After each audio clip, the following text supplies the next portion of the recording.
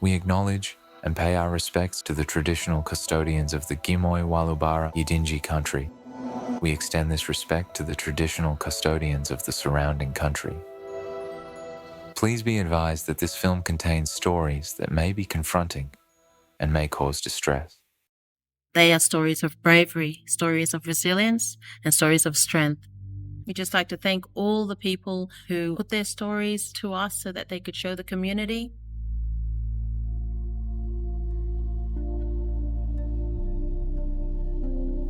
Homelessness in Australia has evolved into a profound and pervasive social crisis. As a tourist-dependent economy that faces unique geographical challenges and that is still grappling with the ongoing effects of colonisation, Cairns both reflects and intensifies the national trend. Homelessness comes at any age, any form, but it's there. It's where we're at in this space and time at the moment. And it doesn't discriminate against any age, creed or colour. You know, we're all in this boat. Being homeless is not a choice. We're just human beings like everybody else. But society is cruel. I've had people spit on me, throw garbage at me when I've been walking down the street. Not every homeless person's an alcoholic or addicted to something. No, homeless people are honestly just regular people that had a hard time.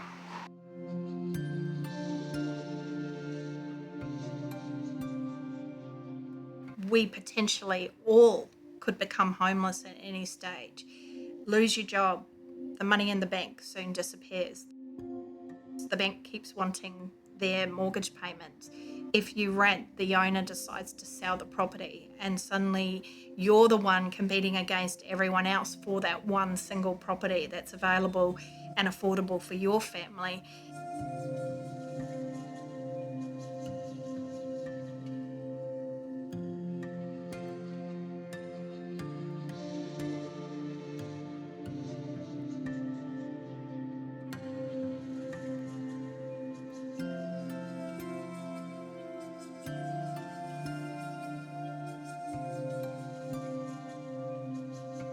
The vast majority of homeless are what's classified as the hidden homeless.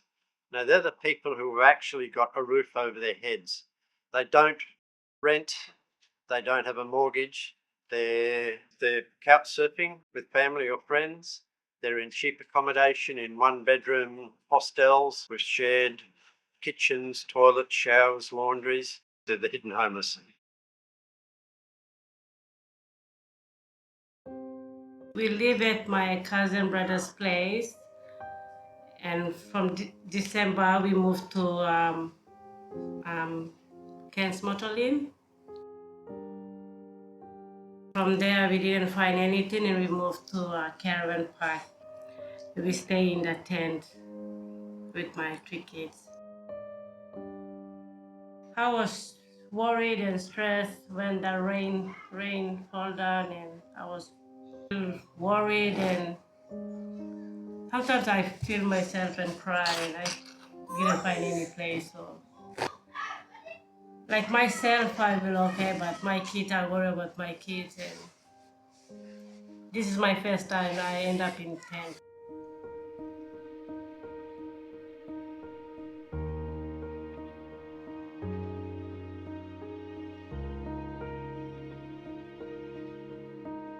Statistically, we're 2 or 3 paychecks away from crisis.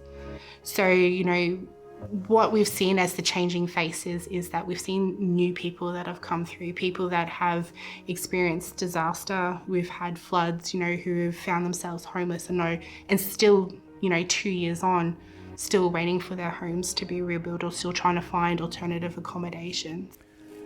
Yeah, so we were still in the house when the water was thigh deep and waist deep, and we were trying to save things, lifting appliances and books and things onto our cabinets and shelves and benches, and then we just had to leave because the water got too high. And then we found out the next day that the windows had burst open with the amount of water, and half of our stuff got washed out of the windows.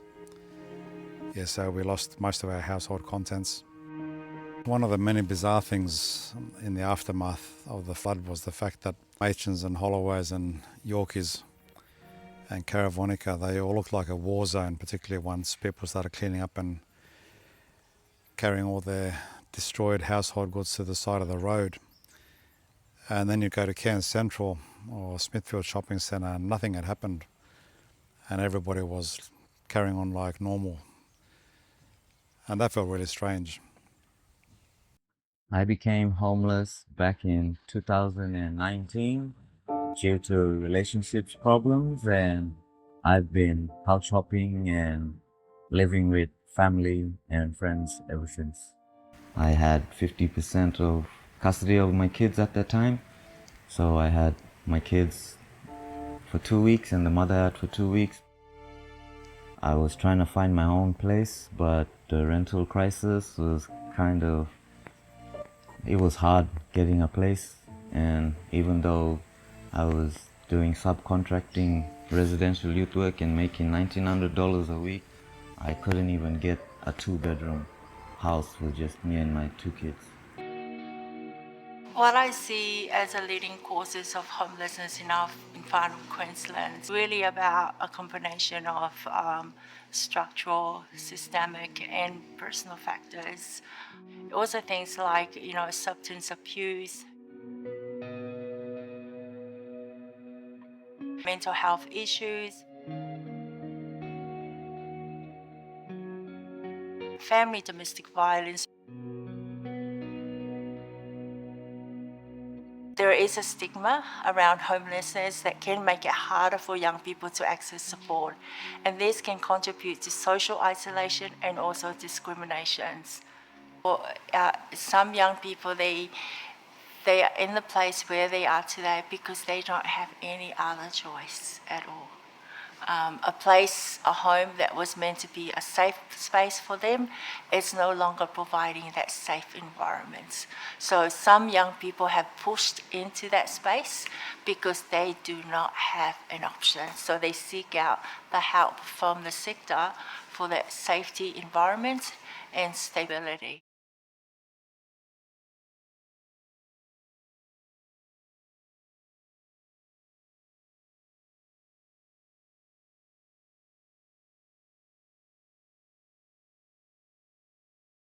I've been homeless since a young age, pretty much, to be honest. I didn't really ever have stability. I became homeless after I left care. They kicked me out 2 months before I turned 18 and left me with nowhere to go.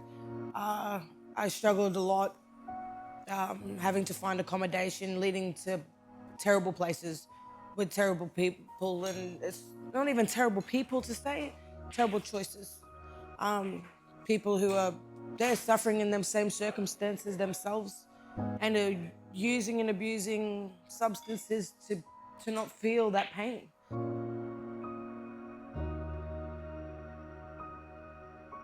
The difference between the youth homelessness and general homelessness is the affordability.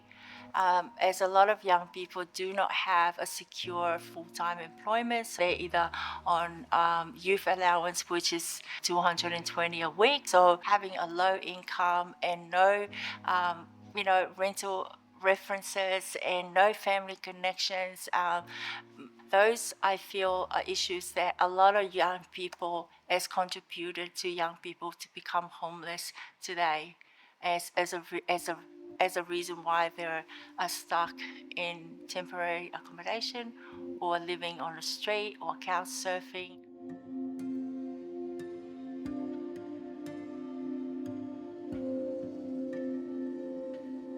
Other people out there in the community, they assume that people aren't managing their money, but that's not the case at all. And the rent has gone up and up and up till they can't hang on anymore. The cost of living is too high and there's not enough funding, for people to be able to afford to pay the rent, especially people on Centrelink. But even there are people living in cars that are working.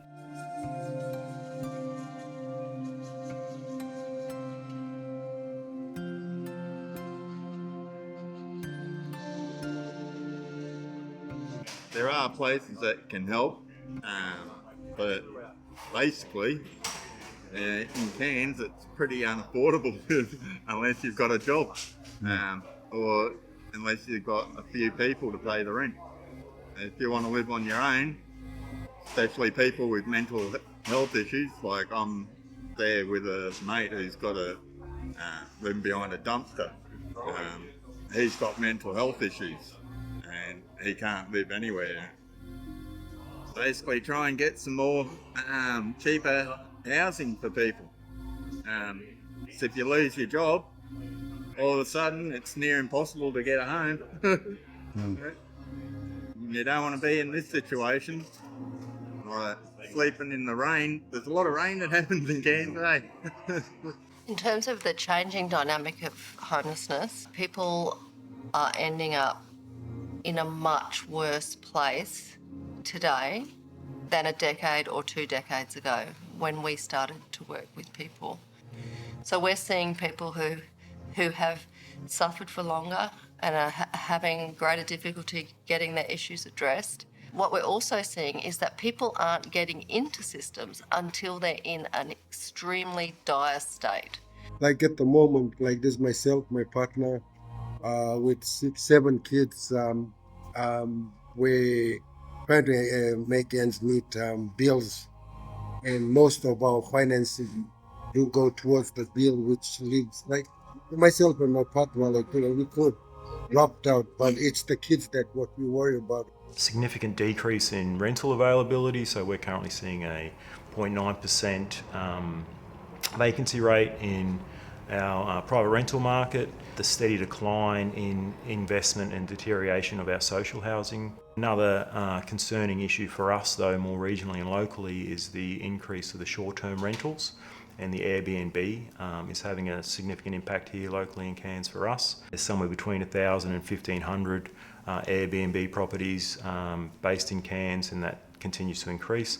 So obviously those properties that are now being taken out of the long-term rental market are sitting in the short-term rental market that have been taken away from clients and the people that we work with to have that they don't no longer have access to those properties.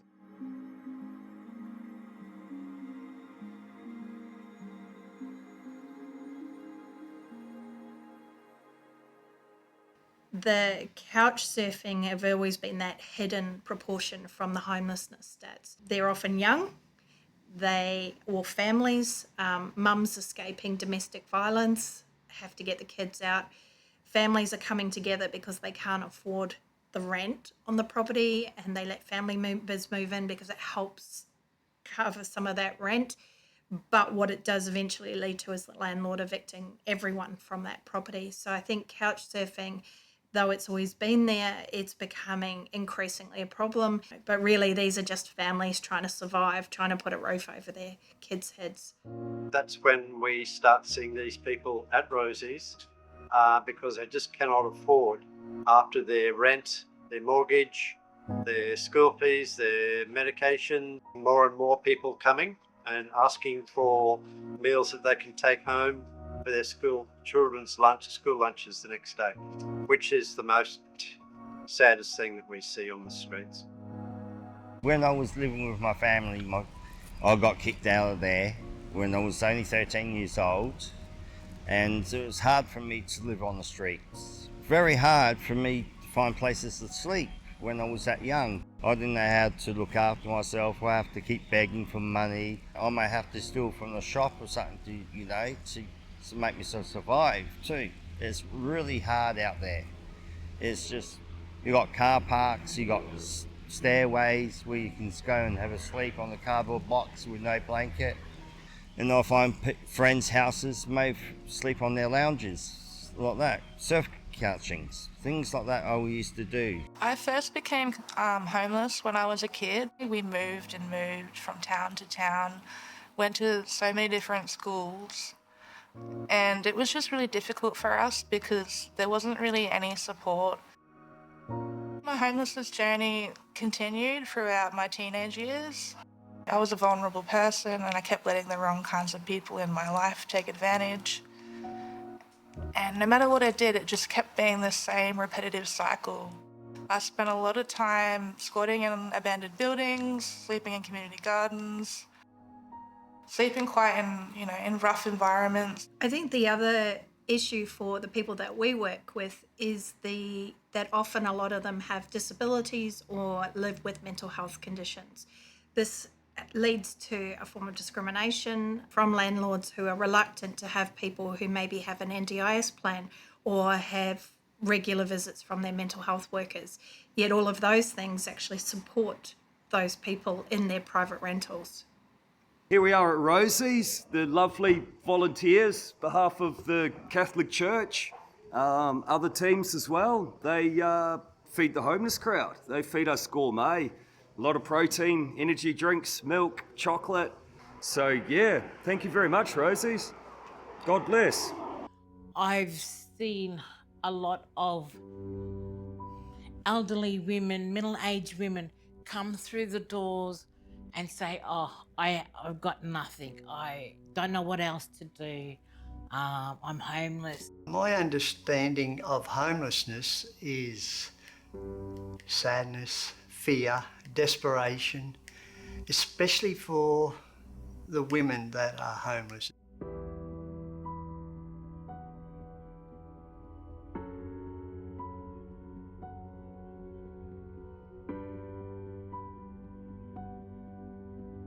Especially the ladies and this current decade that are now living in cars and who grew up never ever believing that their life would come to this.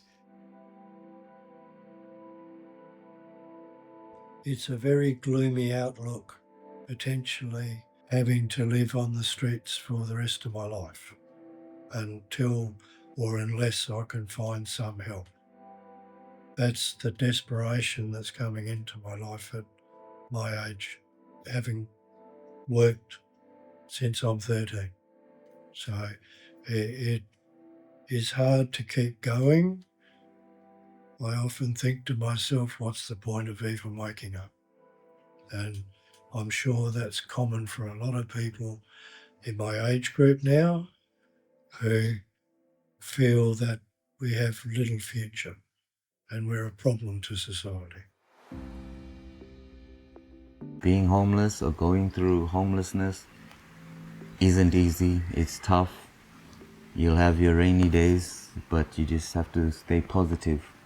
Never stop believing in yourself. Like, just because you are on the streets, if it's you've been kicked out, you don't have enough money anymore, you've lost your job, or even your house has been destroyed for some reason, like, to just keep trying to move forward, keep pushing. I'd say one thing that definitely does help is the helping hand. Your community that's around you, the friends you can find around you. Also, my cat helped me a lot, which I know isn't very influential, but, just always having something to look after teaches you how to still look after yourself, even though you don't have a whole lot. Just still learning to look after yourself, self-care always helps so much. I think that's a very key thing to surviving homelessness, not just physically but mentally, is having that someone or something there. For me, it's been guitar. For her, it's been a cat. The advice I'd give to someone experiencing homelessness is just don't be so hard on yourself. You're going through a tough time and it is okay not to be okay. Keep fighting. I know each day is going to be a challenge, but if you can just have the courage to put your hand up and ask for help, you'll be surprised at the kind of support you're given. Just them little supports that, helped. But it was really hard, pushing through it. And, it's hard to remind yourself, to stay positive sometimes. But just, even if you're not positive, just to push yourself, just to motivate yourself, even in the worst times, just to push yourself and remind yourself, might be having a hard day today, but tomorrow will be better. You got to ride through the storm to get to the rainbow.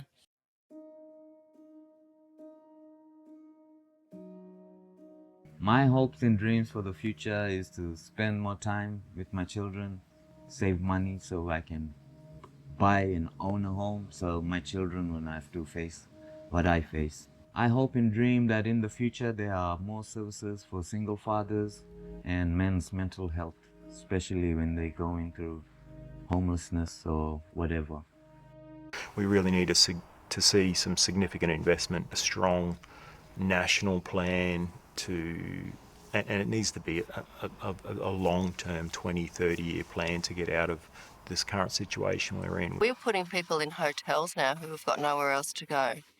If you'd asked me 20 years ago, did I think that was a good way to work, I would have said absolutely not. We're not into this. We're not into band-aiding. What people need is a permanent house, and we would not have given up on that in our advocacy work. Now we're just having to accept that that is a transitional option that we are willing to work with because we aren't able to offer anything else at the moment. But it's not satisfactory and we're not going to accept it. But we're going to use it while we continue to try to achieve better outcomes. And if there are people without housing living in Australia anywhere, then something needs to be done about it. We seem to understand that people need a hospital bed. We seem to understand that people need a seat in a school, but for some reason, we don't understand that everybody needs a home. We leave it to the market to address that rather than providing it publicly. It makes me feel really good.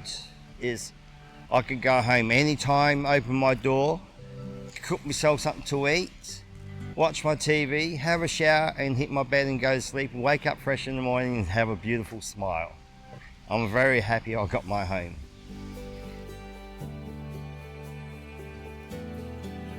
The smallest things can impact a person, no matter how old they are, no matter what size they are, no matter what color they are.